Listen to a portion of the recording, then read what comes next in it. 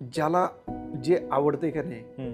त्यानं ते मन लावून करावं, तेच करिअर आहे खरं. का असतात पेंटिंग्स एवढ्या महाग? किंवा मोनालिसा सारखं चित्र असेल किंवा पिकासोचे सगळे चित्र असतील, तर ह्या चित्रांना एवढी व्हॅल्यू काय येते? हे बघ, मोनालिसाचं चित्र त्याच्यात काय आहे हे माझ्यासाठी महत्वाचं नाही, की लहान बाळ होता आलं पाहिजे रंग आणि कलेच्या बाबतीत. खूप कमी लोकांना तेवढं लहान बाळ होता येतं, त्यापैकी एक पिकासो आहे. सोलापूरमधून आलेला एक मुलगा की बिर्ला असतील किंवा ओबामा असतील, एवढ्या मोठमोठ्या लोकांच्या घरापर्यंत तुझी चित्र पोहोचतात, तर ह्या एवढ्या मोठमोठ्या लोकांपर्यंत तू पोहोचलास कसा? कलेचे संस्कार एक वेगळा प्रकार असतो, त्याच्यासाठी काही लय श्रीमंत असायची गरज नाही. पण आता सध्या तंत्रज्ञान अवगत झालंय, आता एआय आलंय. तुला असं वाटतं का की एआय चित्रकारांना किंवा कलाकारांना बॅरियर आहे, हो की नाही? 100% करू शकेल. तर तुझ्यासाठी रंग काय आहे, म्हणजे तुझं आणि रंगांशी कसं नातं आहे? रंगांना असं कशात तरी अडकवून ठेवणं मला कधीच पटलेलं नाही. समकालीन राजकारण्यांमध्ये कलेबद्दल ती काही आस्था दिसत नाही. एवढ्या मोठ्या कलेचा वारसा असणाऱ्या देशात आजची अवस्था जर तू बघशील ना, ती खरंच एवढी वाईट आहे. ह्याचा अर्थ असा नाही की आपल्याकडे कलावंत नाही.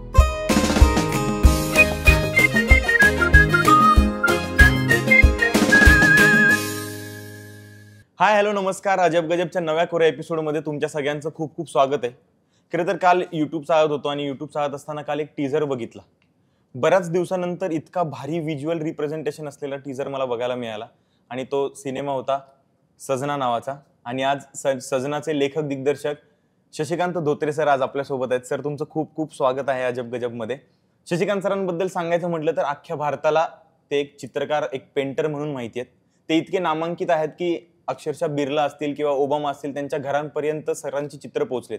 म्हणजे जर तुम्ही आता तुमच्या हातात मोबाईल असेल तर तुम्ही गुगल करून बघा सरांची चित्र, तुम्हाला ती चित्र वाटणारच नाहीत. असं वाटेल की खरंच समोर एखादी व्यक्ती आपल्या खेळती आणि ते चित्र काढलेलं आहे. इतकी भारी सरांची चित्र असतात. प्रत्येक चित्रामध्ये जर तुम्ही बघितलं तर गावाचा कुठं ना कुठं छोटासा अंश तिथं असतो. आणि अशा आज भन्नाट कलाकारासोबत आपण गप्पा मारणार आहोत. सर, खूप खूप स्वागत आहे तुमचं. तर शशिकांत दादा, सगळ्यात पहिल्यांदा मला तुला हे सांग की तुला चित्रकार म्हणू की दिग्दर्शक म्हणू?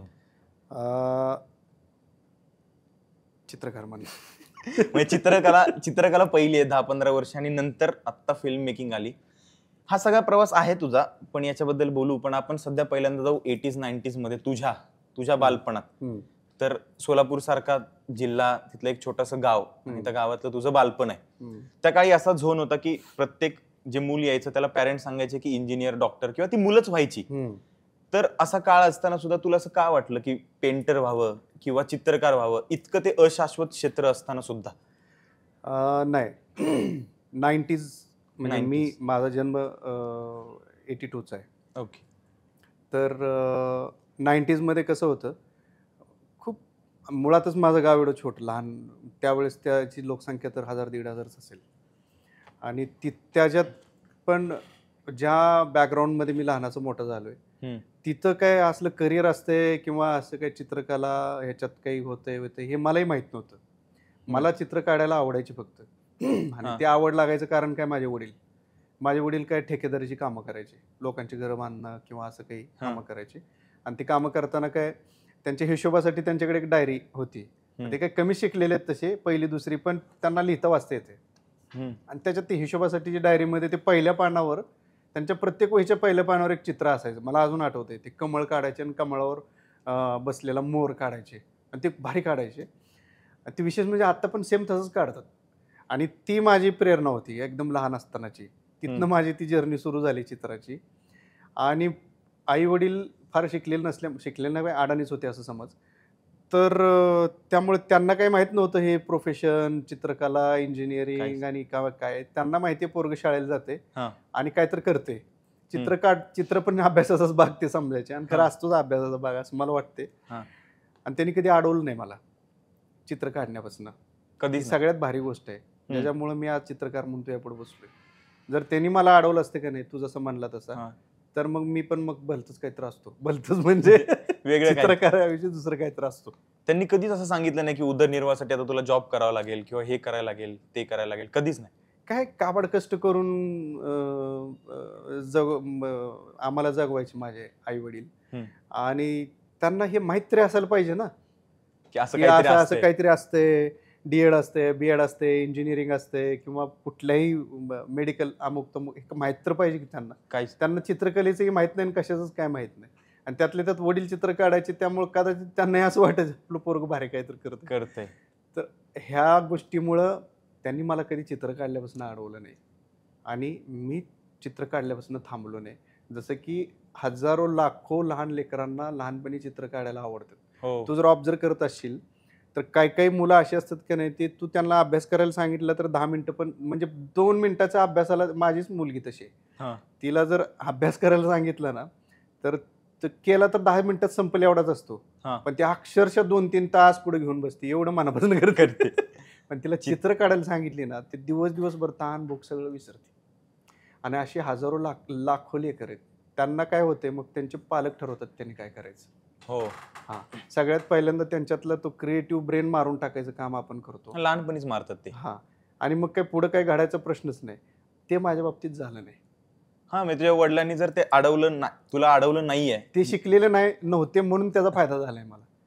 ते जर शिकले असते का नाही आई वडील माझे, तर मग ते विषय संपलेला होता. पण बरं झालं त्यांनी नाही अडवलं, म्हणून तर तुझी कला साता समुद्रापार पोहोचू पण शकली. तू जे विचारलं त्याच्यातलं हे एकदम कॉन्ट्रास्टच होतं. नाही, पण मला मिळालं माझं उत्तर. पण आणि मगाशी इंट्रो मध्ये पण मी सांगितलं की सोलापूरमधून आलेला एक मुलगा, की बिर्ला असतील किंवा ओबामा असतील, एवढ्या मोठमोठ्या लोकांच्या घरापर्यंत तुझी चित्र पोहोचतात. तर ह्या एवढ्या मोठमोठ्या लोकांपर्यंत तू पोहोचलास कसा? ते किस्से ऐकायचे मला, की ओबामांकडे तुझं चित्र गेलं किंवा बिर्लांच्या घरात तुझं चित्र असेल, हे किस्से ऐकायचे मला. हे बघ, सुरुवातीच्या मला चित्रकलेत तसा फार काही स्ट्रगल करावा लागला नाही. म्हणजे मला खूप कमी वेळेत यश मिळालं. सगळे मान सन्मान पुरस्कार मिळत गेले. प्रदर्शनं खूप चांगली झाली, म्हणजे खूप हिट म्हणतो ना आपण, ते तसं झालं. आणि ही लोक थेट, म्हणजे आता टाटांपासून जर म्हणशील तर त्यांच्याकडे एक चित्र होतं माझं. मला ते एक मला वाटतं बॉम्बे आर्ट सोसायटीचं सर्वोत्कृष्ट पुरस्कार होता. ते चित्रवालं त्यांच्याकडे होतं टाटांच्या कलेक्शनमध्ये. मग अशी खूप मोठमोठी नावं घेता येतील मला, काय म्हणजे असं खूप नावं घेऊ शकतो मी तशी, जगभरातली घेऊ शकतो. पण कदाचित तुझ्या आपल्या प्रेक्षकांना वाटू शकतं याला उगाच मोठेपणाच्या बाता मारतो. पण मोठेपणा नाही, उलट ते आहेत, जे आहे ते आहे. ओबामांच्या घरामध्ये चित्र तर आहे. बरं, आहे तर ते काय झालं माहितीये का, कसं असतं ते, समज त्या बिझनेस सर्कल मधल्या लोकांमध्ये ते संपर्कात असतात लोक. एकाकडं दुसऱ्याने बघितलं, दुसऱ्याकडे तिसऱ्याने बघितलं, असं होत. आणि गॅलरीज असतात, त्यांच्या संपर्कातनं पण अशा काही कधी कधी डील होतात. तर त्यांना पण आर्टिस्ट माहीत असतात ऍक्च्युली ह्या लोकांना. आपल्याला जसं ऍक्टर, हिरो, हिरोईन नवीन आलेले पण काही लोक सगळे माहीत असतात, तसं ह्या इंडस्ट्रियलिस्ट लोक, म्हणजे जे हे इंडस्ट्रियलिस्ट लोक आहेत, मोठमोठे आपण म्हणतो ना की जुने व्यावसायिक बिझनेसमॅन लोक आहेत, तर ह्या लोकांना चित्रकार माहीत असतात. म्हणजे फाईन आर्ट मधली आर्टिस्ट सगळे माहीत असतात. मग तो पेंटर असू दे, स्कल्प्टर असू दे, ह्यांना बऱ्यापैकी सगळी नावं माहीत असतात. त्यांचं काम परिचयाचं असतं, कारण ते बघत राहतात, त्यांना आवड आहे त्या गोष्टींची. तर अशा सर्कलमध्ये तो 20 वर्षाचा प्रवास आहे माझा. मग ते 20 वर्षामध्ये असं करत करत ते पसरलेल्या गोष्टी आहेत. त्या असं वर्ष 2 वर्षात 6 महिन्यात पसरलेल्या गोष्टी नाहीत. त्यामुळे मी कुणाला शोधलं नाही किंवा मी स्वतःहून कधी कुणाकडे गेलो नाही. खरं तशी प्रामाणिकपणे सांगायला गेलं तशी कधी मला गरज पण पडली नाही. ते माउथ पब्लिसिटी म्हणजे त्या सर्कलमधल्या लोकांच्या, बिझनेसमॅनच्या, त्या लोकांच्या चर्चेमधनं, त्या लोकांच्या, एक जण एकाने यांच्या घरात बघितलं, एकाने त्यांच्या ऑफिसमध्ये बघितलं, असं ते वाढत जातं. हे आता ही खरं लय भारी गोष्ट नाही किंवा लय मोठी गोष्ट नाही, पण ही मुद्दाम कसं पसरलं जाते बाबा, त्या लोकांपर्यंत काम कसं पोहोचलं जाते, हे आपल्या प्रेक्षकांना कळवा म्हणून मी तुला बोललो. आणि मला तेच विचारायचं होतं की ही जी बिझनेसमॅन लोक असतात किंवा ही जी मोठमोठी लोक असतात, या प्रत्येकाच्या घरांमध्ये पेंटिंग्स असतातच असतात. तर मला हे विचारायचं की ही मोठमोठी लोक आणि पेंटिंग्स याचं काय कनेक्शन आहे? काही 2-4 गोष्टी सांगतो तुला. ही लोक आधीपासून श्रीमंत आहेत. होय. आणि ह्यांच्या बेसिक गोष्टी भागलेल्या आहेत. आपलं कसं आहे माहितीये का, आपल्याकडे नवीन नवीन श्रीमंत झालेला माणूस काय करतो, तिकडे 4 गुंठे घेतले, इकडे 10 गुंठे घेतले. लय अजून जरा जास्त पैसा आला असेल तर एकरात घेईल, किंवा काही रोलेक्सचं घड्याळ घेतलं, मर्सिडीजची गाडी घेतली, अशा गोष्टी आपण दाखवतो. बरं ती गर्भश्रीमंत लोक आहेत, त्यांच्या पिढ्यानपिढ्यांनी एवढं बघितलं की त्यांना ती असलं काही दाखवायचं नसते. हा म्हणजे ती खूप काय म्हणता येईल त्यांच्यासाठी कदाचित खूपच छोटी गोष्ट आहे ती. म्हणजे आता हे खरं तर ह्याच्या आधी पण मी बोललोय बरं का, की ह्याचं उत्तर ती लोकच लय भारी देतील की का त्यांना फाईन आर्ट एवढं आवडतं. म्हणजे चित्र, शिल्प, अजून ह्या पद्धतीच्या कला का आवडतात, की जे ते विकत घेतात, त्यांच्या घरात ठेवतात. हो त्याचं त्याचं खरं उत्तर ती लोकच लय भारी देऊ शकतील. पण जसं मला वाटते ना, की त्याची एक 2-4 कारणं मला जी माहिती आहेत, ती मी तुला नक्की बोलतो, की कलेचे संस्कार एक वेगळा प्रकार असतो. त्याच्यासाठी काही लई श्रीमंत असायची गरज नाही. किंवा गरीब गरीब आपला आपला माणूस कला समजू शकत नाही, कलेचा आनंद घेऊ शकत नाही. असं कसं कुठं आहे? नाही म्हणजे आपण कुठं आहे? आपण कुठं बिलिनियर आहे ना? नाही आपण कलेचा आनंद घेतोच की. आपण वेगवेगळ्या कला बघतो, चित्र बघतो, शिल्प बघतो, प्रदर्शनं बघतो. प्रमाण कमी आहे बघणाऱ्यांचं. त्याचं प्रमाण कमी असायचं कारण हे आहे, मगाशी तुला जे बोललो ना, की 7-8 वर्षाचे असतानाच ते नाळ Creative brain. टाकून टाकतो आपण. एक रस्ताच डायरेक्ट कट करून टाकतो आपण. हो मग ती तिथं पोहोचतच नाही ना. मग ह्याचा अर्थ असा नाही की त्यानं त्या बालकलावंतांनी पुढे जाऊन सगळ्यांनी आर्टिस्टच बनलं पाहिजे. पण किमान त्यांचा तो धागा जरी जिवंत ठेवला कलेच्या आवडीचा, तरी पण ही गोष्ट प्रचंड मोठ्या प्रमाणात पसरू शकते. आणि मूळ ज्याला आपण दृश्य कला म्हणतो, व्हिज्युअल आर्ट म्हणतो, फाईन आर्ट म्हणतो, आर्टचे अनेक प्रकार आहेत. ह्या गोष्टी कळाल्या तर सिनेमांच्या दर्जाबद्दल पण तेवढंच ज्ञान येईल. कारण ह्या दोन्ही गोष्टी आपापसात एकच आहेत. हे पण व्हिज्युअल आर्ट आहे, हे पण व्हिज्युअल आर्ट आहे. पण ती साक्षरता होण्यासाठी श्रीमंत असायची गरज नाही, असं माझं स्पष्ट मत आहे.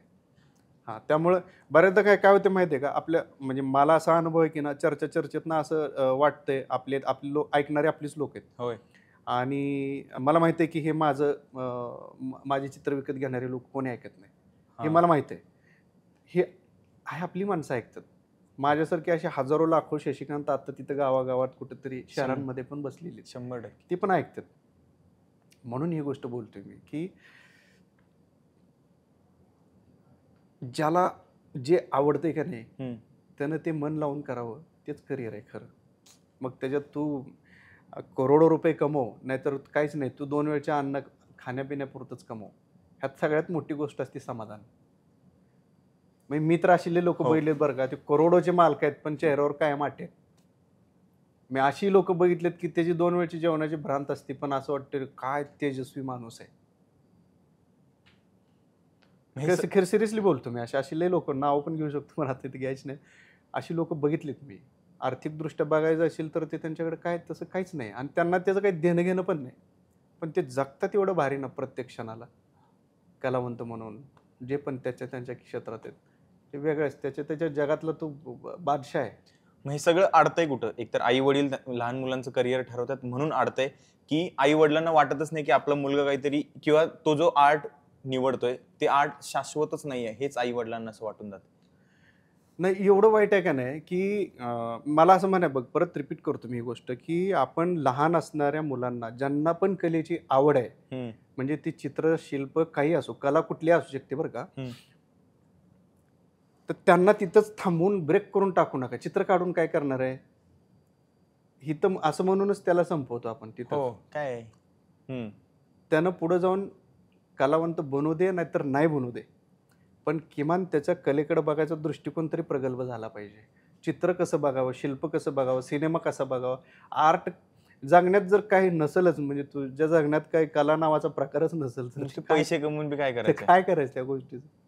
100% मला हे म्हणायचं आहे फक्त की तिथंच त्याला लगेच कट करून टाकतोय असं नाही व्हायला पाहिजे. हे लयच चुकीचं आहे आणि सर्रास आपल्याकडे तसं होतंय.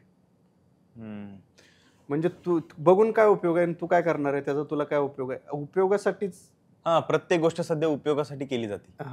आणि तिथंच चुकतंय. बर 100% तिथं चुकतंय. उपयोगासाठी करायला गेलं ना तर ती मी लिहूनच देतो तुला खात्रीवर की ते तिथंच अपयशी ठरते. त्यातनं आनंद मिळत नाही कधी. आनंद नाही त्याचा. तुझा ना प्रत्येक माणसाचा मूळ कुठंतरी असते, त्याला ते आतनच येतंय की मला हे लय आवडतंय म्हणून, आणि ती जर तू दाबली आणि तू भलतंच काय करायला लागला तर तो काहीच नाही करत. ना तो इकडचा ना तिकडचा ना. क्या बात आहे. तर थोडंसं क्रिएटिव्ह फ्रीडम दिलं पाहिजे आई वडिलांनी पण दिलंच त्यांच्या पाहिजे, मुलांना. 100% दिलं पाहिजे. त्याला काय बनायचं त्याला ठरवू द्या. त्याचं त्याला ठरवू द्या. हा, पण त्याला तुम्ही ठरवून टाकू नका की तू तू हे नाही, तू हे नाही, तू ते कर. आता पण मगाशी त्या पेंटिंग्स बद्दल बोललो किंवा मोठमोठ्या लोकांबद्दल बोललो किंवा मी अशी गोष्ट ऐकली की आता जसे रोलेक्सचे घड्याळ आहेत, लोक लक्झरीवाली जी लोक आहेत ती लोक घड्याळ ठेवतात, तसं as a painting as a luxury म्हणून आता वापरलं जातं. किंवा मग माझा असा प्रश्न आहे तुला की का असतात पेंटिंग्स एवढ्या महाग? हा, किंवा मोनालिसा सारखं चित्र असेल किंवा पिकासोचे सगळे चित्र असतील, तर ह्या चित्रांना एवढी व्हॅल्यू का येते? आता जे मला जे वाटतं ते बोलतो बरं का. आता प्रत्येक ह्याच्यावर एवढी मतांतर आहेत का नाही. तुझं मत पाहिजे. आता मी हे बघ, मोनालिसाचं चित्र त्याच्यात काय आहे हे माझ्यासाठी महत्वाचं नाही, पण काय रहस्य मला पण ते विचारायचं. मोनालिसाचं चित्र ज्या माणसाने रंगवलंय ना, हा. माझ्यासाठी ते लय महत्वाचं आहे. ज्या माणसांच्या नावाने युग ओळखलं जातं, एक शतक ओळखलं जातंय, त्या जिनियस माणसाचं ते काम आहे. म्हणजे मानवी शरीर कसं असते, त्याचे बोन्स कसे असतात, हट कुठं आहे, काय आहे, त्याच्या नसा कशा असतात, ह्या गोष्टी त्या काळामध्ये त्या ज्यांनी ते ड्रॉ करून ठेवले, त्याचा अभ्यास केला. त्या कितीतरी गोष्टीचं इन्व्हेन्शन त्या गोष्टीने त्या काळात ज्या माणसाने केलंय. ग्रेट आर्किटेक्ट, काय काय डॉक्टर, काय म्हणावं मला माहित नाही. आता त्या माणसाच्या नावावर काय काय डिग्र्या टाकू शकतो आपण, मला माहित. जो इतक्या जिनियस माणसाने ती कलाकृती बनवून ठेवली आहे, ही माझ्यासाठी मोठी गोष्ट आहे. त्या मोनालिसात आपण काय काय शोधायला जातो, मला ते काय वाटत नाही, कारण ते त्याच्याबद्दल म्हणून म्हणले की खूप मतांतर आहेत. मग एवढ्या ग्रेट माणसाची ती कलाकृती आहे, साहजिक ती मोठी आहे. आता पिकासोच्या बाबतीत काय म्हणशील, आता त्यात पण माझं वैयक्तिक मत आहे, मला असं वाटते म्हणून बोलतो बरं का. कसं असते माहिती आहे का, चित्रकलेतलं प्युअर आर्ट काय आहे, ज्याला आपण एकदम प्युअर कला म्हणतो, की ज्याच्यात काय जसा स्वभाव आहे आणि जे खूप नैसर्गिक रंग लावणं, रेषा ओढणं, चित्र काढणं, जी लहान मुलं करतात का 2 वर्षाची, 3 वर्षाची, 4 वर्षाची, ती खरी चित्र, ज्याच्यात कसलंच ग्रामर नाही. म्हणजे त्याचं काय पण असू शकते, म्हणजे त्यानं काढलेल्या चित्राला 10 म्हणजे काही असू शकते, 10 हात असू शकतील, किंवा मासे आभाळात उडतायत असं असू शकते. त्याला काय वाटेल माहित नाही, आणि ती कुठल्या रंगाचं काय असेल त्याचाही भरोसा नाही, म्हणजे ते कशाला कुठला रंग लावल. तर ती जी प्युरिटी असते का नाही, तेवढी त्या बाळा इतकी स्वच्छ आणि निर्मळ, काही जे वाटलं तेवढं सहज उचलणं आणि तेवढं सहज रंगवणं, ती कलेतली सगळ्यात मोठी प्रक्रिया आहे. आणि चित्रकाराला त्या जागेला जाणं जमत नाही प्रत्येकाला, आणि खूप कमी लोकांना तेवढं लहान बाळ होतं येतं. त्यापैकी एक पिकासो आहे, म्हणून असं मला वाटतंय. हा, म्हणून कुठलीही गोष्ट अशी उगीच ग्रेट होत नाही ना, त्याच्या मागे काय त्रास. आता ह्या गोष्टी बघून ऐकून मग काहीतरी मतं तयार होतात, मग स्वतःची पण मतं तयार होतात, कधी चुकीची कधी बरोबर. पण ही प्रक्रिया लय महत्वाची आहे. मी परत एकदा त्या मागच्या तुझ्या ह्याच्या गोष्टीवर जातो, की ती प्रक्रिया कधी चालू राहते. माझ्या आईबापांनी मला थांबवलं नाही म्हणून चालू राहिली. बरोबर. ती विचार करायची गोष्ट, जगाकडे तसं बघायची, कलेकडे तसं बघायची, ती होत जाईल, हळूहळू डेव्हलप होत जाईल, अजून खूप खूप होईल. मी आता पहिल्या पायरीवर समज, पण ती प्रक्रिया सुरू राहणे गरजेचं आहे.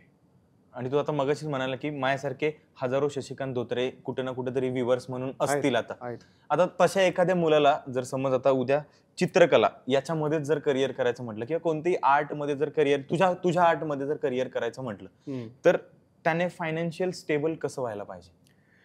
करिअर करायचं, हे बघा, त्याच्यात पण 1-2 प्रकार आहेत. कोणते? जे माझं झालंय ना, ते ठरवून झालेलं नाही. म्हणजे मी करिअर चित्रकलेत करायचं हे ठरवून केलेलं नाही. बर. म्हणजे मी म्हणलं ना की मला खरं फिल्म मेकर व्हायचं होतं. चित्र तर मी लहानपणापासून काढत होतो, आत्ताही काढतोय आणि शेवटपर्यंत काढत राहील. पण चित्र काढून त्याच्यातनं उदरनिर्वाह करायचा ह्याचा विचार मी नव्हता केला. म्हणजे मी सिनेमा बनवून त्यातनं पैसा कमवेन किंवा त्यातनं मी माझ्या सगळ्या गोष्टी पूर्ण करेल असं मला पहिल्यापासून वाटायचं. त्यामुळं एक अशी पण पद्धत असू शकते की तुला आवडते, तू करत राहा बेभान होऊन, तेवढ्या तळमळीनं तुझी विचार न करता ते पोहोचेल. आणि त्यावेळेस तर अजून अवघड होतं 20 वर्षापूर्वी.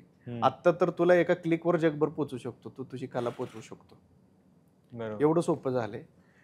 मला वाटतं ती तुझी तन्मयता किंवा तुझ्या कामातली साधना किंवा तेवढी प्युरिटी जर ती जपली आणि त्याच्यात जर ती उंची गाठता आली तर म्हणजे तुला ठरवून करिअर करायची पण गरज नाही.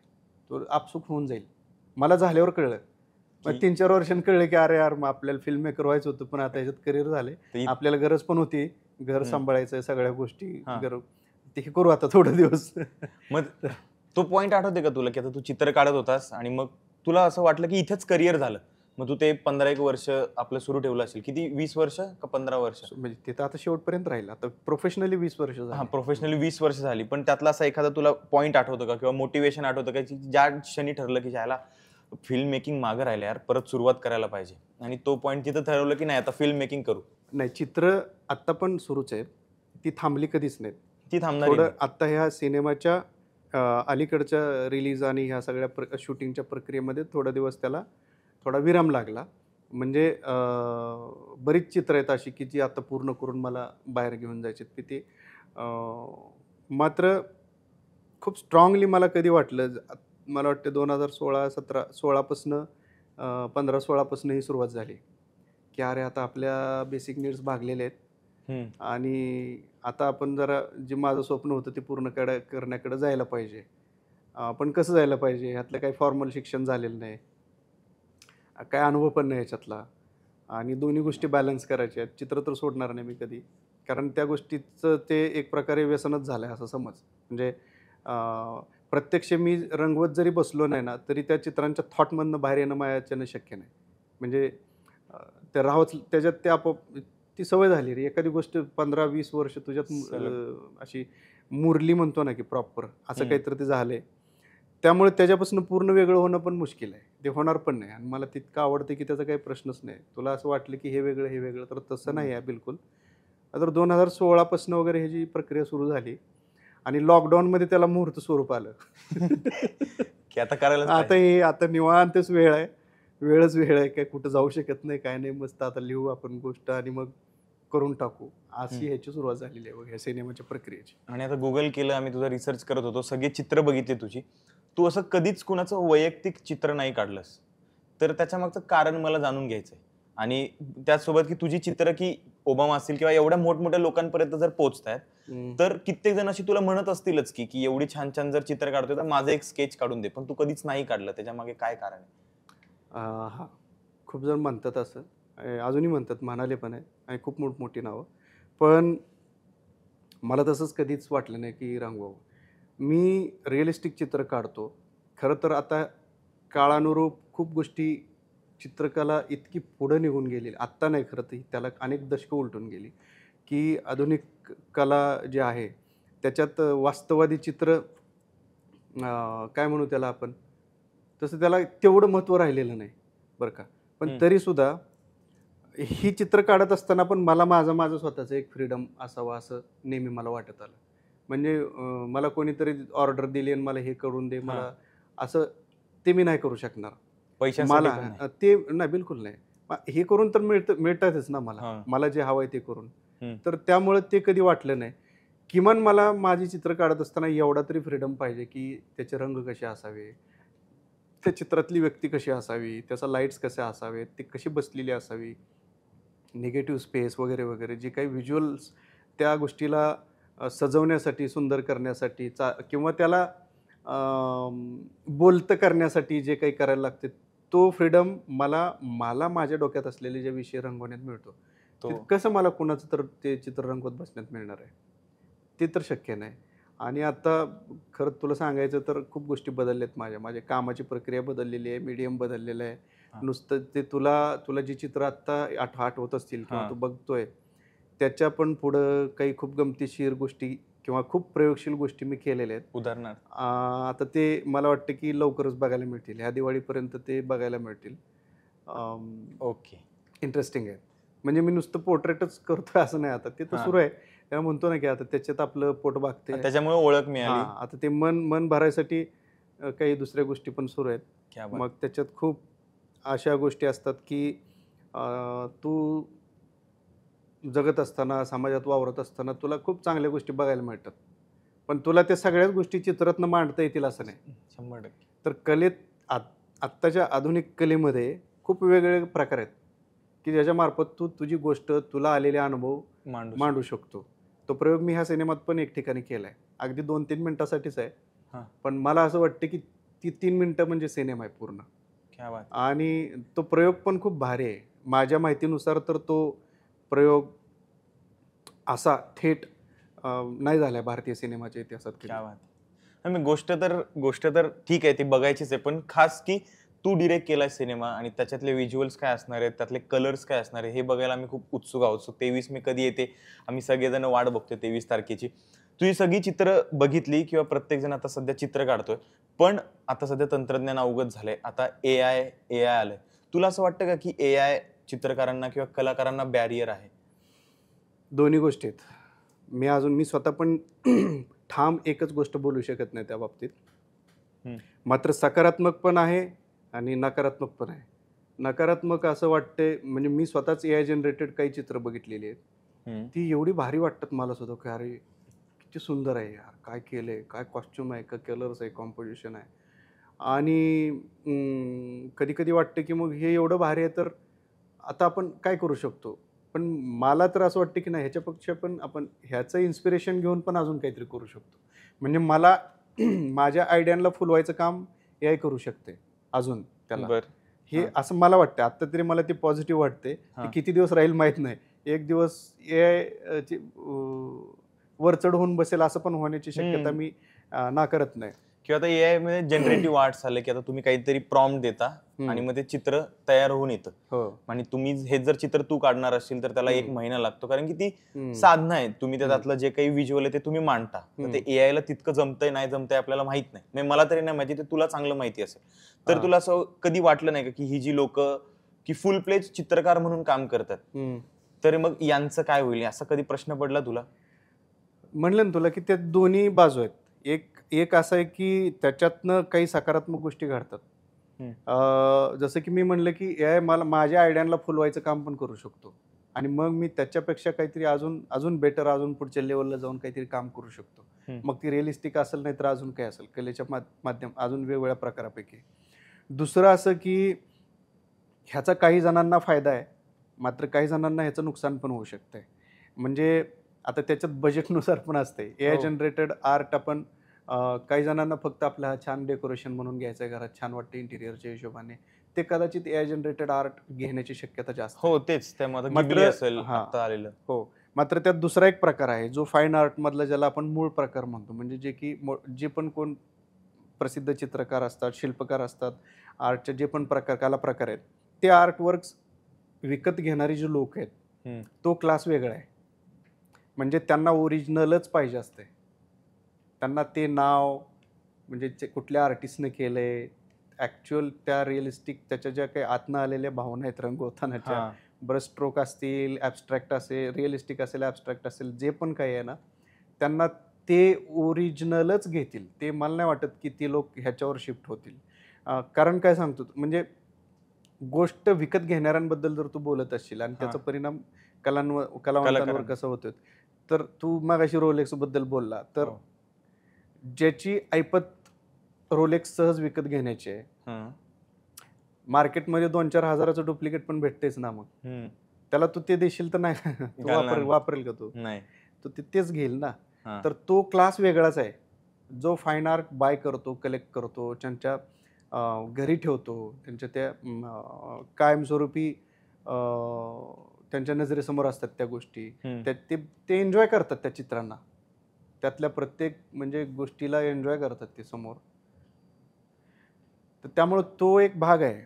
म्हणजे म्हणून पॉझिटिव्ह पण थोडं कन्फ्यूज होण्यासारखं आहे, कारण त्याच्या सकारात्मक बाजू पण आहे, नकारात्मक बाजू पण आहे. आत्ता तरी एका वाक्यात नाही उत्तर सांगता येणार की AI ओव्हर पॉवर करू शकेल की नाही, हो की नाही? 100% करू शकेल, पण ती वेळ कधी येईल मला माहित नाही, मात्र करू शकेल. आणि नुसतं कलेच्याच बाबतीत नाही, मला वाटते सगळ्या बाबतीत असं वाटतं की AI एक दिवस आपल्या, म्हणजे आता आपण AI कडनं काम करून घेतोय, एक दिवस AI आपल्याकडनं काम करून घेईल. सो वेळेत सावध झालं पाहिजे किंवा म्हणजे ते आता हव्यास आहे आपल्याला की म्हणजे आणि हे सगळं फिल्मच्या बाबतीत पण आहे. आता माझ्याच बाबतीत तुला सांगतो, मला पुढची फिल्म जी करायची आहे, त्यात काही गोष्टी अशा आहेत की त्या जर मला करायच्या असत्या आत्ताच्या फॉर्म्युल्याप्रमाणे VFX आणि ह्या सगळ्या गोष्टी करून, तर शेकडो करोड खर्च झाले असते. कारण त्या कल्पना पण तशाच होत्या. खूप ह्यूज आणि खूप वेगळ्या आहेत. निसर्गाला घेऊन, माणसांना घेऊन, त्याचा स्केल. मला आत्ता असं वाटतं की अरे मी ते याच्या मदतीनं तर ते मी भारी झालं. खूप अजून खूपच भारी करू शकतो. मला किती ऑप्शन्स मिळतील. मॅन्युअली करायला किती वेळ जाईल, पैसे पण म्हणजे जातील कोण पण आता असाच विचार करणार आहे की मला एखादी गोष्ट अशी लवकर. करायला मॅन्युअल किंवा आत्ताच्या ट्रॅडिशनल पद्धतीनं करायला मला 100 कोटी खर्च येतोय आणि जर मला याच्या मदतीने ते 2-5 कोटीतच होत असेल तर मी काय करेल? पैसे वाचवेन. आणि हा हव्यासच एक दिवस मला संपवणार आहे.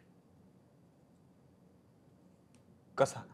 म्हणलं ना तुला, एक दिवस AI आर्टिफिशियल इंटेलिजन्स एवढं पॉवरफुल असेल आणि कुठला शब्द त्याच्यासाठी नेमका वापरता येईल मला माहित नाही, पण एक दिवस तो आपल्यावर कमांड करेल.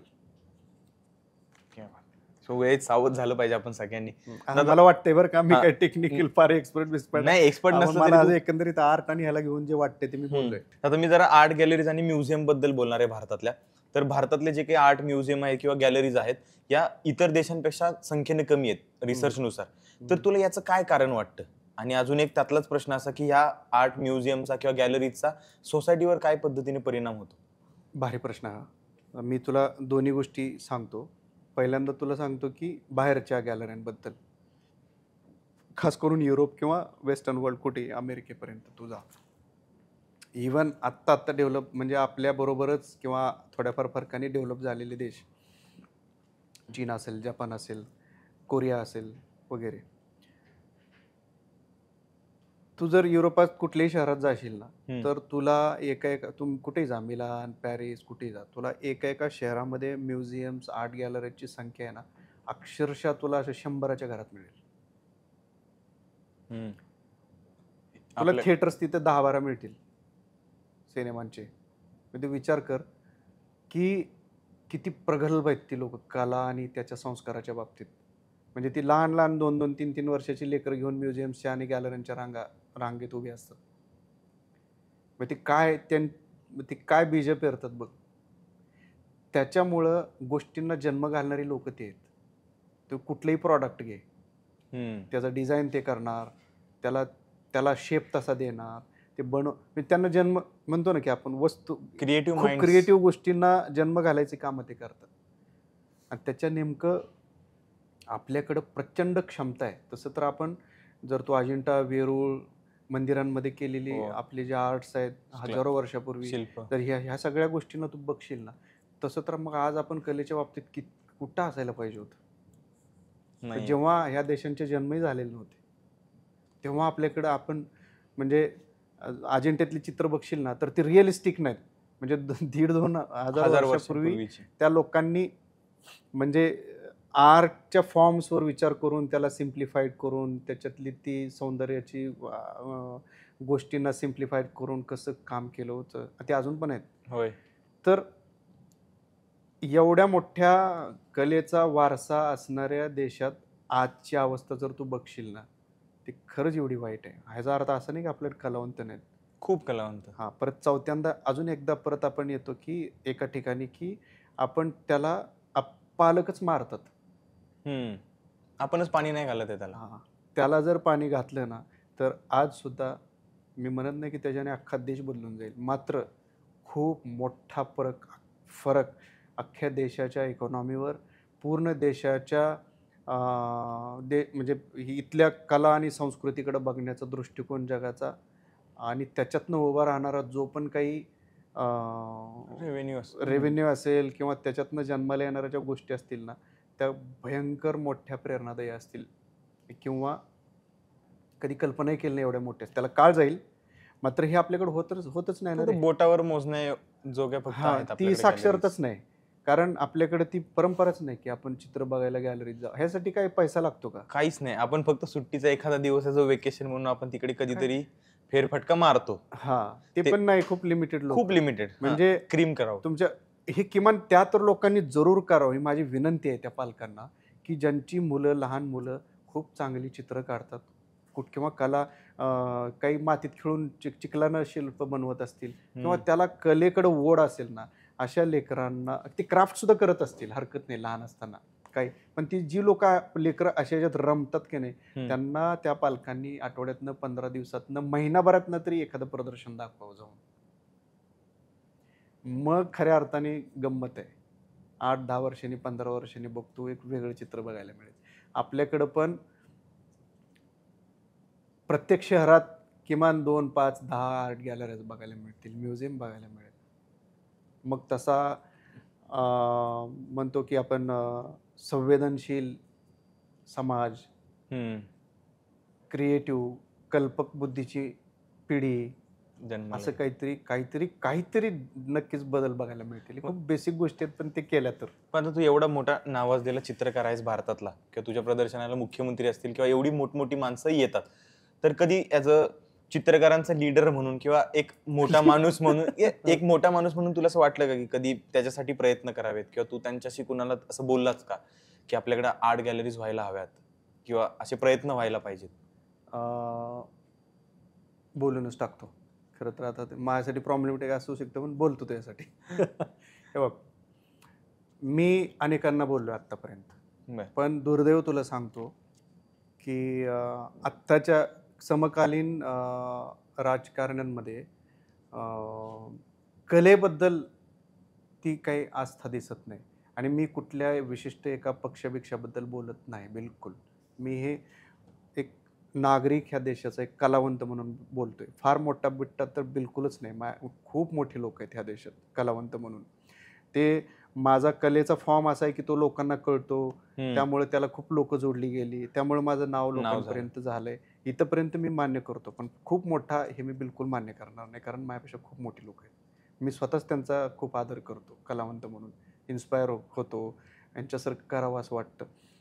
पण ठीक आहे, आता ह्या बाकीच्या कारणांमुळे जरी मी लोकांना जोडलं गेलेलो आहे, लोकांचं प्रेम आहे, लोकांपर्यंत नाव आहे, सगळ्यांचं ॲप्रिशिएशन, प्रेम, सगळ्या गोष्टी आहेत. मात्र मी असं खूप बऱ्याचदा बोलायचा प्रयत्न केला आहे बरं का, खूप ठिकाणी. नाव घेऊ शकत नाही, माफ कर. पण मी प्रयत्न करतो की साहेब हे असं झालं पाहिजे, असायला पाहिजे, एवढं सगळं आहे, आपण 150 करोड लोकांचा देश आहे, किती कलावंत असायला पाहिजे आपल्याकडं, किती काय काय गोष्टी ह्याच्यामुळे घडू शकतात. तर हे व्हावं, हे करावं, कारण की आपण कोणाला की नाही ना त्याच्याबद्दल काय काम आहे. एकतर त्यांना खरं काय कळत नाही. 100% ते ही लय वाईट गोष्ट आहे की आपण देश चालवतोय आणि कला 4 स्तंभातले एक आपण त्याला एक स्तंभ म्हणतोय. आणि तुम्हाला जर त्या क्षेत्राबद्दल जर माहीतच नसेल, बेसिक पण माहीत नसेल, तर मग काय अपेक्षा घेणार आहे तुम्ही, किंवा काय आणि थोडेफार पैसे आणि शेवटी काय रे, माझ्यासारख्याच्या बोलण्याला एवढं थोडी महत्व असणार आहे की मी मुश्किल आहे. येईल महत्व तुझ्या बोलण्याला, लय भारी होईल असं काय झालं तर. आणि मी माझ्या परीनं, मी स्वतः माझ्या सहकाऱ्यांना मिळवून डेफिनेटली ह्या गोष्टीला काही असं घडलं, चांगलं घडायला लागलं तर सगळ्यात पुढे मी असेल, एवढं नक्की. सगळे मिळून प्रयत्न करू. तुम्हालाही काही वाटलं तर कमेंट्समध्ये टाका आम्हाला सुद्धा. पण दादा, चित्रकार बरेच असतात, म्हणजे तू बघ, गल्लीमध्ये, शाळांमध्ये, गावांमध्ये, प्रत्येक ठिकाणी चित्रकार असतात. पण शशिकांत धोत्रे ब्रँड झाला, ते ब्रँड होण्यामागं काय कारण असेल तुला असं वाटतं? मी आणखी एकाला बोललो की ब्रँड हा शब्द चुकीचा आहे, कारण मी तुला मागाशी बोललो की मला स्वतःला पण माहित नव्हतं की माझं ह्याच्यात करिअर झालंय. ते मला फार उशिरा कळलं, 3-4 वर्ष गेल्यावर कळलं. तुझ्या मते करिअर होणं म्हणजे काय? आता ह्याच्यातनंच मला पैसे मिळायला लागलायत, मला खात्री झाली की अरे हे ह्याच्यातनं मला आनंद पण मिळतोय काय, आणि ह्याच्यातनं मला पैसे पण मिळत आहेत, ज्याच्याने माझं घर पण चालतंय आणि मी ही कला जोपासू पण शकतो सर्व अर्थाने. मग मला वाटलं की आता मस्त, आता हे करू आपण. आता हे कळायला मला 4 वर्ष गेली झाल्यावर. म्हणजे ब्रँड वगैरे असं, ब्रँड कसं असतं, ब्रँड म्हणजे ठरवून केलेलं, बरोबर, असं काही झालेलं नाही. मी स्वतः ह्या फील्डमध्येच ठरवून आलेलो नाही, आणि मला स्वतःलाच कळायला उशीर लागला की अरे ह्याच्यात आपलं करिअर सुरू झालं आता, आणि ह्याला आता आपण हे करत राहायचं आहे. ह्या प्रवासाला 20-एक वर्ष गेली. जसं तुला मी बोललो ना की लोकांचं ॲप्रिशिएशन मिळालं, मग त्याच्यात आपले गावखेड्यातली आपले माणसांचं प्रेम असेल, किंवा अत्यंत गर्भ श्रीमंत माणसाचं प्रेम असेल मला माझ्या चित्रांवर केलेलं, तर ती गोष्ट आहे की आत्ता नक्कीच एका ते लेवलला येऊन आलायस. थांबले ह्या 20 वर्षामध्ये. आणि ती नाही म्हणलं तरी एक स्टेटस सिम्बॉल म्हणूनच आज लोकांच्या घरामध्ये लागते. 100%. त्याला त्याला म्हणू शकतो तो आता त्याचं कन्व्हर्जन नैसर्गिकरित्या घडत घडत एका ब्रँडमध्ये झालंय. झालंय. हां, त्यामुळे असं त्या सहीला आता लाखोंची आणि करोडोंची किंमत आहे असं म्हणायला काही हरकत नाही. पण जर आता तू समज चित्रकार नसतास किंवा फिल्म मेकिंग मध्ये पण आला नसतास, तर शशिकांत धोत्रे आज काय असतं? चित्रकार नसतो तर मी डेफिनेटली फिल्म मेकिंगमध्येच असतो. आणि जर फिल्म मेकिंग मध्येही नसता गेलास? मी कधी विचारच केला नाही. खरंच विचार प्रामाणिकपणे. मी उगीच बळजबरीने तुला काही उत्तर द्यायची इच्छा नाही. मात्र मी ह्या दोनपैकीच एक असतो, जो माझा मूळ धागा लहानपणीपासूनच आहे ना, जो कलेशी संबंधितच मी काहीतरी केलं असतं. आणि जर तुझा जन्म आज सोलापूर सारख्या एका गावामध्ये न होता जर शहरामध्ये तुझा जन्म झाला असता, तर एक कलाकार म्हणून आणि माणूस म्हणून काय फरक पडला असता तुझ्यामध्ये? माणूस म्हणून काहीच फरक पडला नसता. माणूस म्हणून आता जसा आहे तसाच असतो, कारण तो मूळ स्वभाव आहे. तो कुठे जरी जन्मला असता तसाच असला असता. मात्र चित्रांमधले विषय वेगळे असते आणि सजना नसता बनला. क्या बात आहे. पण मग तू सेम तशीच चित्र काढली असती जशी तुझ्या चित्रांमध्ये आत्ता? नाही. कसं मी ती चित्र ह्या काढतो कारण त्या गोष्टींचं तो जो गंध आहे ना लहानपणीपासून साठवलेला मातीतच मी तर ती ती काय मी काय कसं तुला वर्णन करू बरं. मी माझ्या मातीतली फक्त एक चिमटभर घेऊन आलोय, पण तो सुगंध किती भारी आहे लोकांना. किती एक चिमटभर माती म्हणजे किती आहे तिथं अजून, म्हणजे ती वेचायला किती जण लागतील. काय काय मिळालं असं गावातून? एक गावाकडून आलेलो, आपण दोघंही गावाकडून आलेलो समज, तर गावाने काय दिलं तुला? काय दिलं नाही हा प्रश्न आहे खरं. म्हणजे एवढ्या गोड आठवणी दिल्यात ना, मग त्या गोड आठवणींमध्ये सगळंच आहे. मी दुःखाला पण गोडच म्हणतो, संघर्षाला पण गोडच म्हणतो, आणि त्यात मला मिळालेलं सुख समाधान यशाला पण मी गोडच म्हणतो.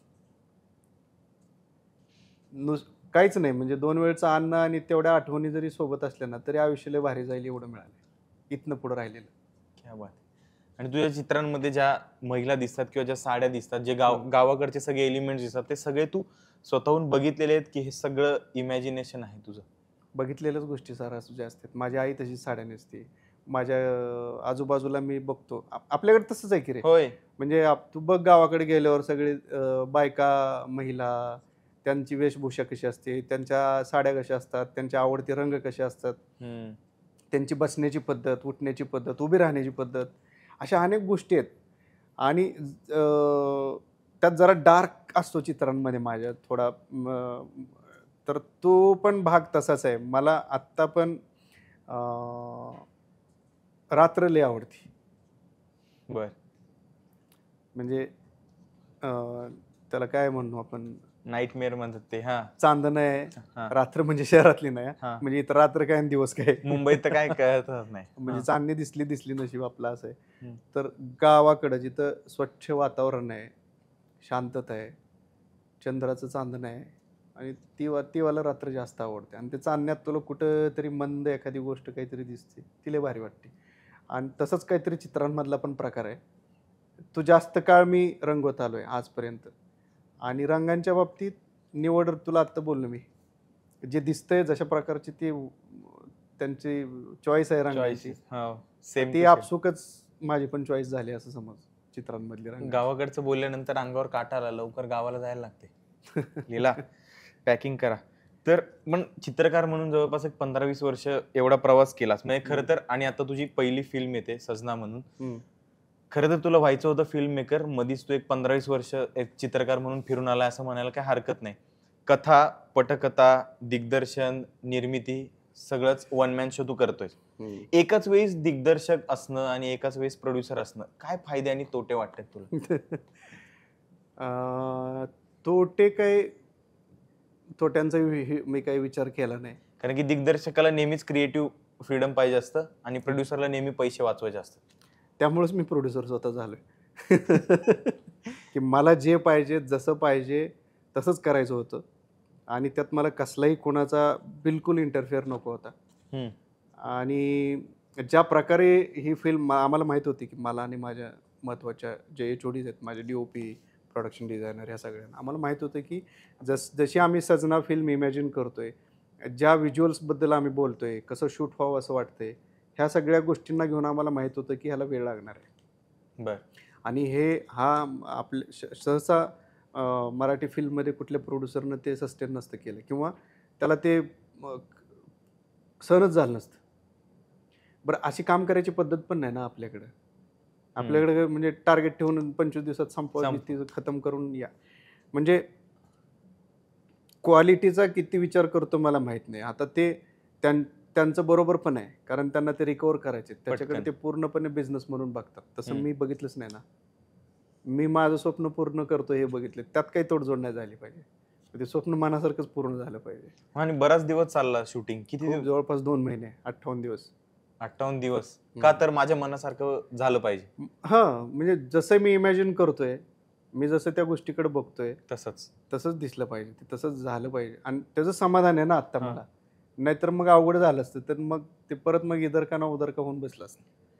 म्हणजे त्यात वाचवा वाचवी असं काही तू म्हणतोय तसं काही झालं असतं ना, तर मग ना धड समाधान मिळालं असतं आणि बाकी गोष्टीची मला काही म्हणजे पूर्वी पण मी काही विचार केला नव्हता. मग आत्ताही विचार नाही करत आहे. मला आता एकच फक्त आहे की मी माझ्या चित्रांना चालतं बोलतं करण्याचा प्रयत्न केलाय पडद्यावर आणि त्याच्यासाठी माझ्या एवढ्या सगळ्या मित्रांनी जीव ओतून काम केलंय. म्युझिकसाठी, शूट करण्यासाठी, सगळ्या डिपार्टमेंटच्या सगळ्या मित्रांनी.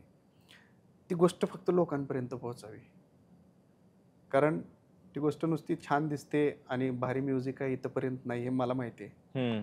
ती सगळ्यांची गोष्ट आहे. ती तुझी गोष्ट आहे.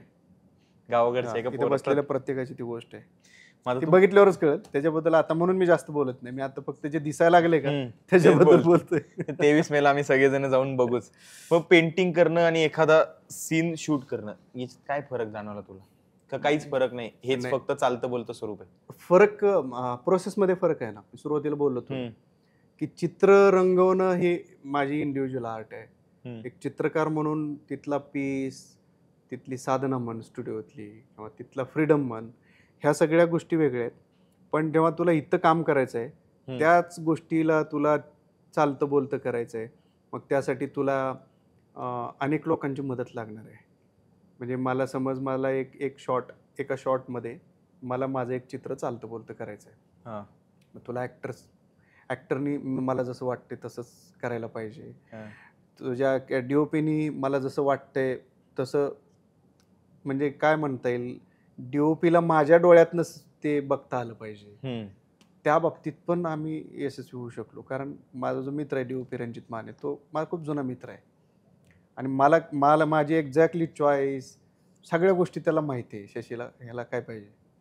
त्यामुळं मी जे विचार करतोय, मी जे लिहिलंय ते एक्झॅक्टली कसं दिसलं पाहिजे ना, हे त्याला ते अचूकतेनं ते पेरलं. मग सगळे डिपार्टमेंट्स येतात त्याला धरून. मग तुला कळलं का बघ, एका माझ्या त्या फ्रेममधनं त्याला चालतं बोलतं करण्यासाठी इथं मी एकटा होतो, मात्र इथं सगळी टीम, सगळे डिपार्टमेंट्स एक आले आणि मग ते चित्र तिथं बोलायला लागलं, चालायला लागलं. तुला पाहिजे तसं झालंय. झालं ते. हो. मी या 58 दिवसामध्ये काही कॉमेडी किस्सा वगैरे घडला सेटवर? आता तू कसं सांगू तुला, त्यात एक सीन आहे आणि तो कॉमेडी सीन आहे आणि ते आम्हाला माहित नव्हतं की ते एवढं हसणार आहे आम्ही सगळे. म्हणजे खूप कारण सिंग साऊंड केली ना आम्ही आणि आता तो सीन नाही सांगू शकत तुला, पण तो सीन जेव्हा घडला तर जिथं आम्ही तिथं जवळपास मला वाटतं 30-40 जण होतो आजूबाजूला, सगळे कॅमेरा टीम, सगळे डायरेक्शन टीम सगळे. आणि तो सीन सुरू असतानाच कोणाला कंट्रोल होत नव्हतं. कोण रुमाल घालतोय, कोण आवाज येऊ नये म्हणून सिंग हसतात सगळे. आणि ते झाल्यावर अक्षरशः असं सगळे एक दोघं तर असं लोळत घालणं असते ना, असं झालं होतं. तर तो एक भयंकर कॉमेडी, असे तर खूप किस्से झालेले त्या सेटवर. पण त्यातल्या त्यात तो लयच, मला लय वाटलं होतं की ही सीन लोकांना आवडणार आहे, हे वर्क होणार आहे का, इथंच जर एवढं होत असेल तर त्या पडद्यावर अजून मजा येईल असं मला वाटलेलं. तुझा सिनेमा म्हटल्यानंतर सगळेजण बघायला जातीलच, पण इतर सिनेमे आणि सजनाचं जे व्हिज्युअल ट्रीट आम्हाला बघायला मिळणार आहे, तर याच्यामध्ये काय सरप्राइजेस मिळतील आम्हाला बघायला अजून? सरप्राईज तुम्हाला व्हिज्युअल ट्रीट तर बघायला मिळेल. तुम्हाला टीजर आणि गाण्यांमधनं तर अंदाज येत असेल. आपल्याच साध्या साध्या गोष्टी, माळावरच्या गावाकडच्या शेतातल्या छोटं तळं, ते किती गोड दिसू शकते आणि किती सुंदर दिसू शकते. तर त्याचा आम्ही प्रयत्न केला आहे. ते नक्की तुम्हाला आवडेल, प्रेक्षकांना आवडेल असं मला वाटतंय. त्या व्यतिरिक्त म्युझिकबद्दल पण बोललो तुला, खूपच भारी. ते तुम्ही ऐकताय सध्या. 100% बुंगा फाईट. हां, बुंगा फाईट असेल, ससना टायटल सॉन्ग हो. असेल. म्युझिक तेवढंच भारी आहे. त्या गोष्टीतली आहे ना सरप्राईज हे आहे, की आत्ता सगळ्यांना जे वाटते ना, की सिनेमा दिसायला छान असणार आहे, तर चित्रकार आहे शशिकांत, त्या चित्रांसारखं असणार आहे. मी एवढं खात्रीनं बोलतो तर नक्की आहे पण ते. म्युझिक भारी वाटतंय. पण लोकं सिनेमा बघितल्यावर त्यांना सगळ्यात भारी सरप्राईज मिळणार आहे सिनेमातला विषय. हे मला वाटतंय आणि जे काम केलंय ॲक्टर्सने तो. क्या बात. ते न्याय देणं असतं ना, की त्या सीन्सला ते न्याय द्यायचं काम जे केलंय ॲक्टर्सनी पण सगळे नवीन असून आणि गोष्टीतले प्रसंग हे सरप्राईज असणार आहे. तर तुझ्यासाठी रंग काय आहे, म्हणजे तुझं आणि रंगांशी कसं नातं आहे? इंटरेस्टिंग आहे. हे पण कदाचित माझं वैयक्तिक मत आहे, कुणाला किती पटेल माहीत नाही. आता पिवळा रंग म्हणलं ना, मला रंगाचा सुगंध पण येतो. सुगंध म्हणजे काय, तर सूर्यफूल उदाहरण घेऊ आपण. त्याला ना त्याचं एक टेक्स्चर आहे. तू जर कधी सूर्यफुलाचं असं तू जर जवळनं त्याला कधी त्याचा सुगंध घेतला असेल, तुला तो पिवळा म्हणला की मला तसं काहीतरी इमॅजिन होतं. मला त्या रंगाचा तो फील, ते टेक्स्चर, तो सुगंध ह्या गोष्टी येतात. बऱ्याचदा तर फॅब्रिकमधनं पण होतं ते. म्हणजे तू इरकलचं लुगडं आहे. खूप लहान असताना बघ ना, आता ते 2-5 वर्षाचा, 6 वर्षाचा असताना कधीतरी आईच्या, आजीच्या मांडीवर झोपलेलं. पण तिच्या त्या इरकलच्या लुगड्याचा एक सुगंध आहे. तर त्याने शानोखून तो घेतलेला असेल. तर त्या रंगाकडे मी तसं बघतो. म्हणजे सुगंध पण येतो त्यातनं. तो फील पण येतो त्यासोबत. आता ही वेगळंच काहीतरी आहे बरं का, पण असं आहे. रंगांच्या बाबतीत माझी अशी परिभाषा आहे. त्याच्यामुळं मी रंग वापरताना विचार करत बसत नाही. मग हे पिवळा आहे, लय गडद आहे, मग कसं दिसेल, लाल आहे कसं दिसेल. नाही, मला वाटतं की ते मला त्या गोष्टींचा फील येतो आणि मी तो बिनधास्त वापरतो. आता ती सूर्यफुलच काय आहेत तिथं. सूर्यफुलातच ते प्रेम का फुलतंय. हो. काटेरी निवडुंग पण आहेत. काटेरी निवडुंगातच प्रेम का फुलतंय. त्यांचा पण काहीतरी संघर्ष आहे ना त्या सिनेमात. आणि सूर्यफुलाकडे कसं बघतो आपण, की एवढ्या प्रखर उन्हामध्ये सूर्याकडं, ऊन देणाऱ्या त्या किरणांकडं, सूर्याकडं छाती ठोकपणे तो जिकडं जाईल तिकडं बघणारा, ते संघर्ष करणं, म्हणजे तसा हिरो आहे तो सूर्य. वा. आणि तसं त्यांचं प्रेम पण आहे. अनेक गोष्टींना ते तसं फाईट करतंय आणि जे तुझ्या बॉक्स ते तिथं फुलतंय त्यांचं प्रेम. आणि तुझ्या बॉक्समध्ये जे रंग असतात त्या रंगांच्या कॅरेक्टरिस्टिक्स बद्दल काय सांगशील? म्हणजे प्रत्येक रंगाचं एक काहीतरी म्हणणं असतं. मी त्या गोष्टीशी एवढा जास्त सहमत नाही. म्हणजे अमुक रंग म्हणजे असं, अमुक रंग म्हणजे तसं. मला वाटतं हे सायकोलॉजिकल गेम आहे. म्हणजे आपल्याला बिंबवून ठेवलंय की पिवळा म्हणजे हे, हिरवा म्हणजे तो, निळा म्हणजे तो, लाल म्हणजे हा, हे म्हणजे डेंजर. मला माहीत नाही आता हे, म्हणजे मला कधी पटलेलं नाही ते. कारण मला माझ्या मूडनुसार रंग बोलतात. म्हणजे पिवळा माझा मूड आहे तसं मला पिवळा मला तरी वाटतो. मी तुला आत्ता 1-2 उदाहरणं पण बोललो की, तर रंगांना असं कशात तरी अडकवून ठेवणं मला कधीच पटलेलं नाही. आणि तुला आता खूप व्हायब्रंट रंग दिसत असतील त्या टीजरमध्ये, ह्या सगळ्या गोष्टींमध्ये. तसेच असतात ना आपल्या गावाकडं. मला सांग, तू गावाकडचं आहेस.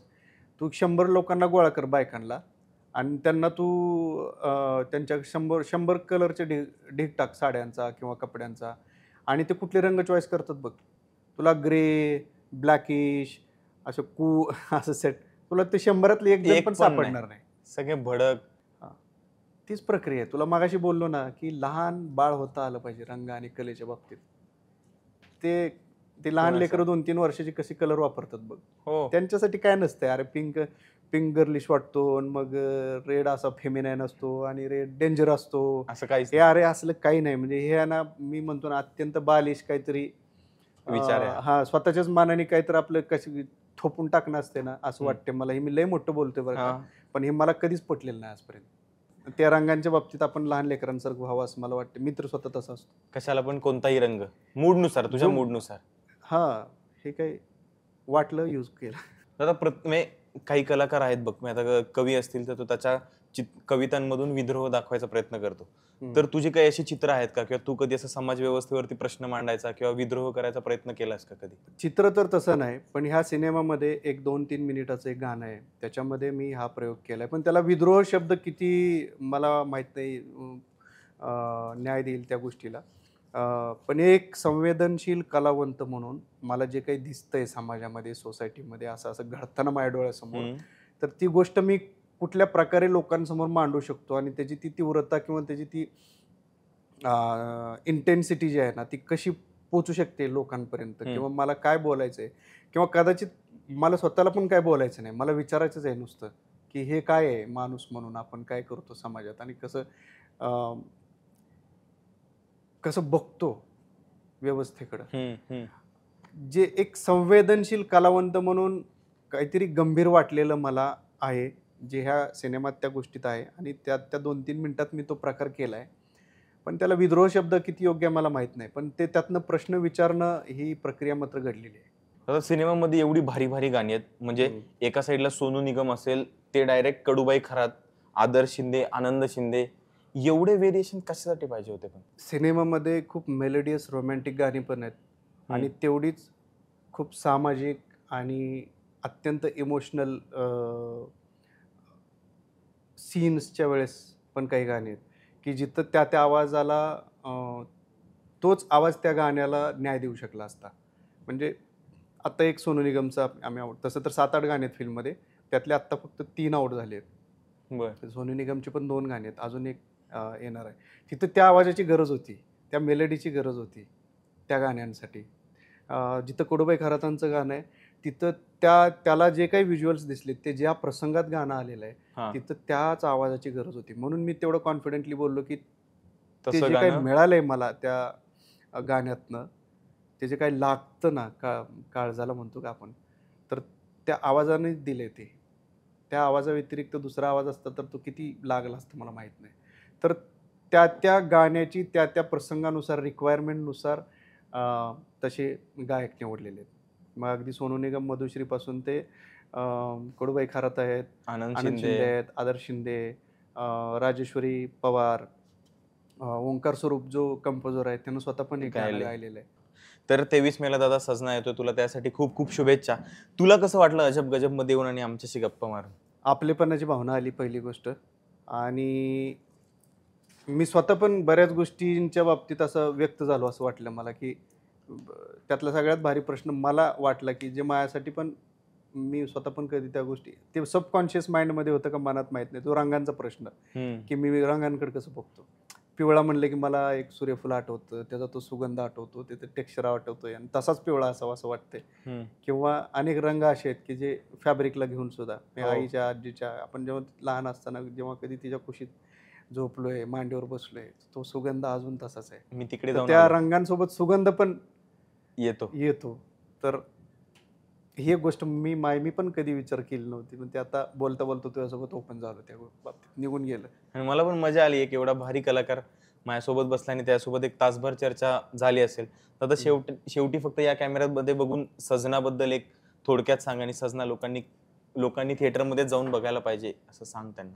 आज मी अजब गजब या प्लॅटफॉर्मवरती बसलोय, शुभमसोबत गप्पा मारतोय आणि गप्पा मारता मारता जसं मी तुम्हाला बोललो, की खूप गोष्टी मी पण नव्यानं आज बोलून गेलो किंवा व्यक्त होणं असतं ते झालं माझ्याकडनं. एक तर त्याबद्दल भारी वाटलं. दुसरं, सिनेमा लोकांनी सजना 23 मेला रिलीज होतोय आणि तो कलारसिकांनी आवर्जून थिएटरला जाऊन बघावा, ही माझी अत्यंत कळकळीची आणि नम्र विनंती आहे. त्याचं कारणं पण मी बोलता बोलताच शुभमसोबत बोललोय, की का बघावा सिनेमा. आता राहिला विषय तुमच्या प्रतिक्रियेचा, ज्याची मी वाट बघतोय आणि सिनेमा रिलीज झाल्यावर त्यात मिळतील, मी त्या गोष्टीचा भोकेला आहे. मग तुम्हाला आवडलं तर आवडलं म्हणा, नाही आवडलं तर नाही म्हणा. पण त्या गोष्टीची एक मला फार उत्सुकता आहे त्या दिवसाची. आणि अजब गजब आणि शुभम आणि सगळ्या ह्या टीमला माझ्या अत्यंत मनापासून खूप खूप शुभेच्छा. थँक्यू. थँक्यू सो मच दादा. आणि शशी दादा तू आलास, खूप भारी वाटलं आम्हाला. तर 23 मेला सजना रिलीज होतोय, तर सगळ्यांनी थिएटरमध्ये जाऊनच कंपल्सरी बघायचा आहे. आणि शशिकांत धोत्रे ही ॲज अ व्यक्ती म्हणून, ॲज अ चित्रकार म्हणून तुम्हाला कशी वाटते, त्याचे विचार कसे वाटतात आणि तुम्हाला ते कसे वाटतात ते आम्हाला कमेंट्स बॉक्समध्ये नक्की सांगा. तसेच या सीटवरती दुसरी कोण अजब व्यक्ती तुम्हाला पाहिजे ते सुद्धा आम्हाला कमेंट्समध्ये सांगा. तोपर्यंत बाय बाय, भेटूया. अशा दिलखुलास गप्पांसाठी अजब गजबला सबस्क्राईब करा, लाईक शेअर आणि कमेंट नक्की करा.